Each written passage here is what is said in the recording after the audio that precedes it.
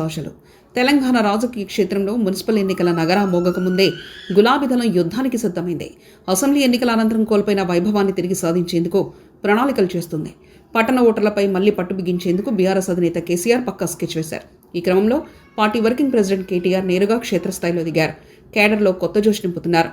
Municipal జోరును రాబోయే assembly ఎన్నికలకు సెమీఫైనల్గా భావించే గులాబీ హైకమాండ్ ఈ ఎన్నికల్లో మేజార్టీ స్థానాలను కైవసం చేసుకోవడమే లక్ష్యంగా టార్గెట్ మున్సిపల్స్ కార్యక్రమాన్ని ప్రారంభించింది.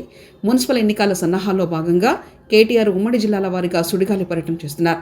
ఇప్పటికే వరంగల్, కరీంనగర్ జిల్లాలో పార్టీ ముఖ్య నేతలు, మాజీ ఎమ్మెల్యేలతో సమావేశమై గెలుపు గుర్రాలను గుర్తించే పనులు పడ్డారు.